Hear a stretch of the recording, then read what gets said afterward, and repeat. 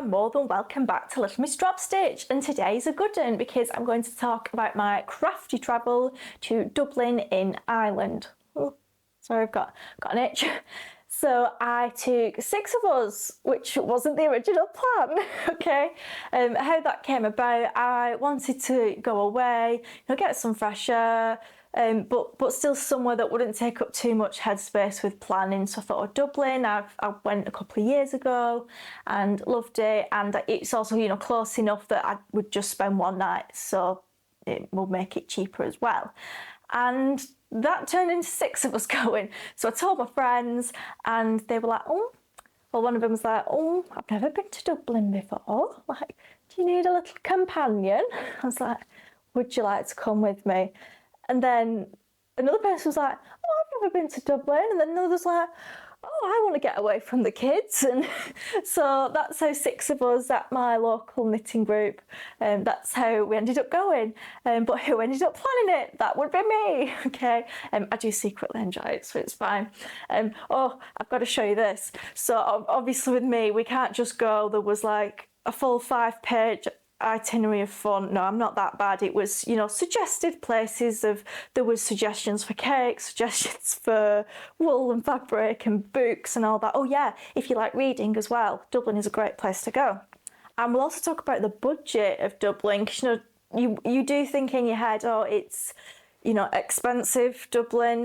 We all hear that it's €10 for a pint and things like that. So I'll talk about that because that might influence if people go as well, with how much the wool shopping and fabric shopping costs. So I made us these because, I can't just let us go. I have to go in style. I did want to do tops, but it was February, so I was like, oh, no one will see them because we'll have coats on. So they all had this on the front. You can read it for yourself. I won't read it out because that's what we call ourselves. So we'll call it knit and natter, even though it says something different. On tour, and then a little shamrock, and it's got kind of a ball of wool in the middle. And how I did these, it was with Crit Cut, and then I used their own sublimation, is it called, infusible ink, but it's essentially sublimation. So it's actually, ingrained in the fabric. It's not a vinyl, it's not stuck on top. And yeah, use a heat press as well. And then on the back, I personalised them all. So mine says, Rachel is a wool snob, because I like my 100% wool. Other ones I did for my friends, I think I did Ruth is a hooker because she loves crochet. I did Shana crochets because it's cheaper than therapy. I think I did Jackie knits Jackie knits so she can tolerate others. Oh, Heidi, Heidi likes big balls of wool. And then Sue has a massive wool stash. Okay, hope we've not gone too blue there.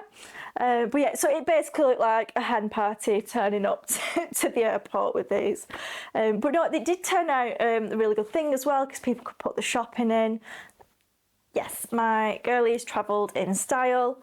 It was like a school trip, like I had everyone's kind of passport details, all the boarding pass, that's the one, and I was there handing out sheets of paper, gathering everyone, but I did it, and I'm glad. It was a bit stressful. It was more if I'd put the details in right, because you've got 6 lots of just digits to put in, and then I have to pay 60 quid at the airport to change the details if I got them wrong. But everything went fine. We it took fine. Flight's 40 minutes from Manchester, that's great. Coming back, it was actually 35. They'd got there even quicker, and our driver pretty much set off when the plane did. My absolute favourite shop in Dublin for crafts, it's called This Is Knit, and when I went to Dublin last time, and it's in the Powerhouse Court, I believe it's called, and it's a beautiful shopping centre, not massive, which is great, and it's just for kind of arts and crafts, tools, things like that. And there's a florist in there, and there's also, which I've got my mum for Mother's Day, and it's Mother's Day when I'm recording this, so she's not opened them just yet because she's not here. It's some felt flowers. She got some last time and kept hinting like, I wonder if when you go they have them felt flowers again. So I was like, all right, hint taken. I'll put a picture on the website and link, because I always do a bloggy post as well, and link that, because yeah, they're beautiful felt flowers, and they also, you know, like the kind of beautiful wrapping papers they do, and handmade candles. So that's one of the shops, and This Is Knit, that's there as well. It's really busy. It was a Wednesday and it was absolutely heaving in the shop. It's changed around since last time I went, actually, and some of the stuff they do, they don't know. What I remember in particular, it's Acacia, the brand. And it was these tiny 25 gram sock yarns, but which is really good though, because like the West Yorkshire Spinners, you have to buy 100 grams, and if you want red, apologies for showing you my foot. Oh, I'll do an injury. So yeah, this is one actually. So when you just want to do heel, toe and cuffs, you don't want a massive ball. So that was really good, and they were only like £2. And that was what I got the last time. But anyway, they didn't do them. So no point in telling you that. However, I did get some, I don't know, I've not brought it down with me actually. I'll put pictures on the website, and this is going to be a pattern that I'll make. So I'm thinking of doing like a working from home, like triangle scarf, so not too big, and not too kind of outdoorsy. So the yarn I picked, it was it a cotton alpaca mix, I think. So it's yeah, it'll be very kind of fine, I don't want to say thin, fine and drapey. And actually, what am I on about? Let's pause and I will go and get the wool to show you. Whew, I'm back. So I've got to show you the wool. So yeah, this, I mean, it's a beautiful sage green. I did love that spring green, but this would look better against me. And yeah, all the ladies really helpful, because sometimes, you know, you feel, I don't know if it's just me, you know, you feel like you can't approach, but no, they were all absolutely great. And some were just, you know, pottering around, so it's not like you had to drag someone away from what they're doing. I think, you can tell I've just run upstairs. So the brand is, it sounds French, I might pronounce it wrong, Camarose. Or it might be like Semarose. Camarose Snefnug. It's 55% baby alpaca, 35% organic cotton, and 10% fine merino wool. So there we go, that's absolutely lovely. And it's 4 to 6mm needles, 50 grams. It was €10, I can tell you that. I know, and all my friends had they'd done their bit in the shop, and then I was just paying at the till, and one of them came back for me, so she knew how much I'd spent. This is what, I can't remember which I got for which. I think it was these, yeah. So that's actually more of a kind of biscuity beige. It's lighter than I thought I'd got, so I'm glad I've shown you all. So them two together, so it's mainly the green with just a bit of that, I think. And then this was the one I was going to use for my mum. So this will be a project where I've either got not enough or too much, and both ways it's just tough, isn't it? So there we go. And honestly, like, it's got that almost braided effect you sometimes get with cotton yarns, but it's that alpaca and merino just gives it that bit of floof. So yeah, it's really beautiful. It's not itchy, I promise. And yeah, I'll put pictures and links, etc. on the website. So that should hopefully be a nice chunky knit for kind of autumn, spring, just general chilliness. As you can tell, I'm chilly today. So that was This Is Knit. Yeah, great, obviously going away with my friends, but they weren't like rushing anyone, but like, I could spend like 3 hours in a wool shop, you know, just deciding and thinking, and then you spend more money than you ought to. So yeah, I could have just said, right, everyone do their thing and I'll be there and meet you at some point. So this was a slightly rushed decision. I would also say that This Is Knit is in the mid to splurge range as well. They had some beautiful, is it Orpheus, the brand? And that was like 20 quid a hank. Oh, it was beautiful. It was in this kind of gem colours, you know, you get like the limes, the pink and orange together. It was beautiful. And they also did a lot of hand-dyed yarns, or commercially hand-dyed as well, which then obviously you get into the 20-25 quid range. They did beautiful mohairs and things like that. So you can just come away with one, you know, a ball of sock yarn or whatever, as always is recommended. Or you can splurge as well. Oh, they did, which was good to see, because we don't see enough of this, weaving kits as well. Would have been difficult to take home, but yeah, they did do those. They were quite expensive, they were about 80 quid. So This Is Knit, and I absolutely love them. Okay, so that was south side of the Liffey. north side of the Liffey. So this, I would say, is the more budget to mid-range in the shops we went, and there were quite a few. I think we went in 2 shops.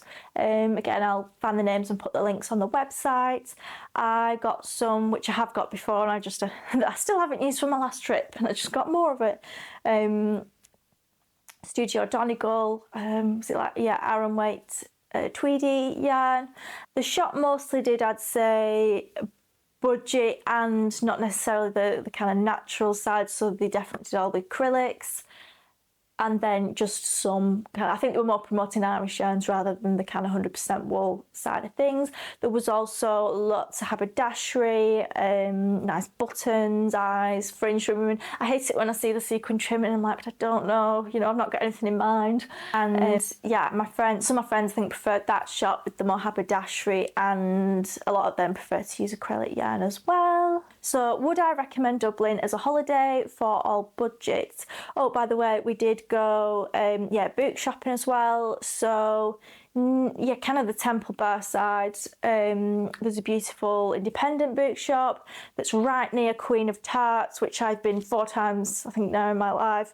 And there'll be pictures on the blog. There's the biggest cakes you've ever seen in your entire life, and obviously you're on holiday, so I'm there having like the biggest chocolate scone for breakfast.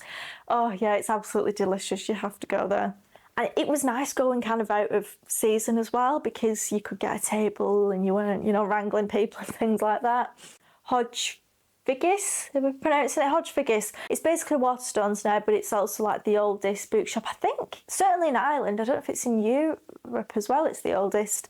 And that's towards the Grafton Street end. So if you like books, Ireland's a great place to go. And also great to explore kind of new texts and authors that are Irish that you wouldn't normally see at home.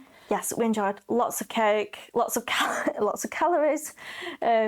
Dublin, would I recommend it for all budgets? Yes, actually I would.